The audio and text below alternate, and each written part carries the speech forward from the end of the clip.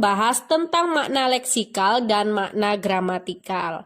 Baik, sebenarnya jenis-jenis makna ini kalau menurut Bapak Abdul Khair itu golongan atau menggolongkan makna kata menjadi 13 jenis. Jadi diantaranya adalah makna leksikal dan makna gramatikal yang akan kita bahas pada hari ini.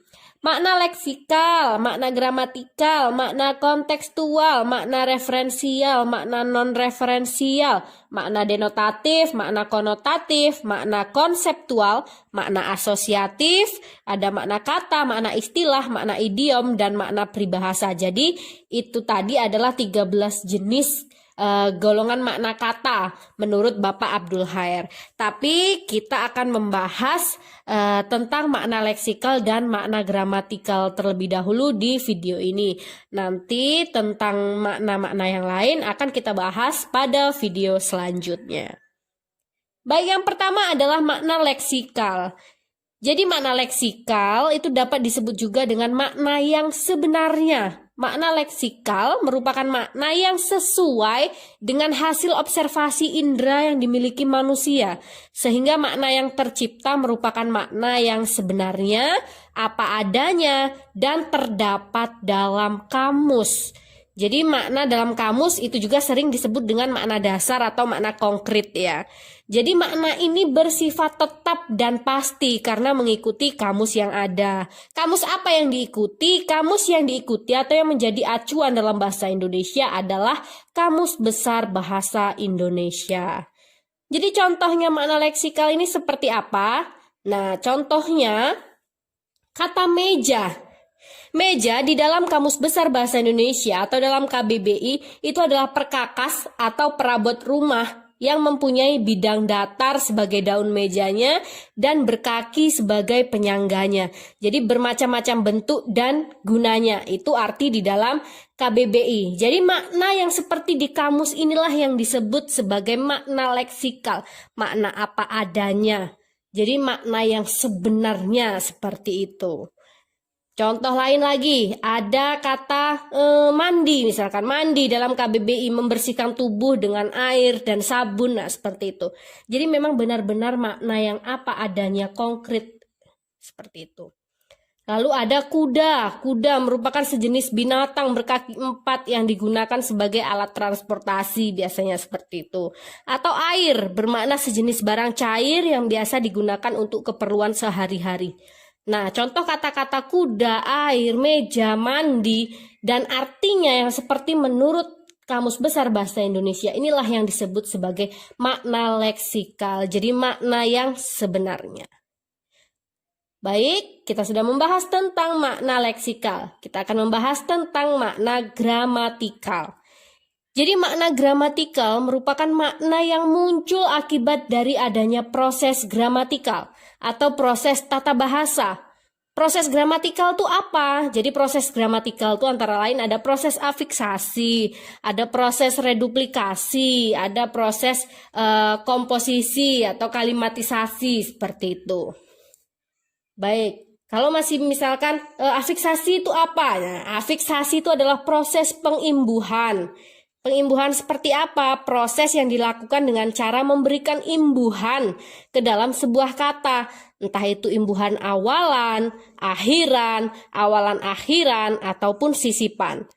Dan proses pengimbuhan itu nantinya akan membuat bentuk kata itu berubah. Begitu juga dengan maknanya, seperti itu. Misalkan ada kata baju.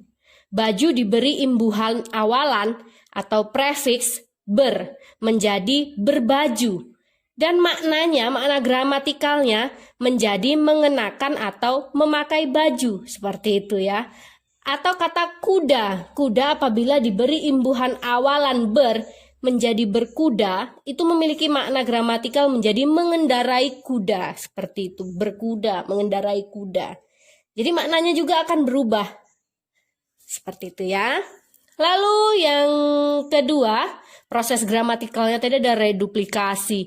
Reduplikasi itu adalah proses pengulangan. Misalkan kata dasar jalan, ketika diproses reduplikasi menjadi jalan-jalan, maka maknanya pun menjadi berbeda, seperti itu. Atau kata ibu, nah terkena proses reduplikasi menjadi ibu-ibu misalkan, maka makna katanya pun akan berbeda pula seperti itu ya. Baik, lalu yang ketiga adalah komposisi. Komposisi ya. Jadi komposisi ini adalah proses penggabungan kata dasar dengan kata dasar, biasanya berupa akar maupun bentuk berimbuhan gitu, untuk mewadahi suatu konsep yang belum tertampung dalam sebuah kata. Seperti kita ketahui, konsep-konsep dalam kehidupan kita itu banyak sekali, sedangkan jumlah kosakatanya terbatas. Oleh karena itu, proses komposisi ini dalam bahasa Indonesia merupakan satu mekanisme yang cukup penting dalam pembentukan dan pengayaan kosakata.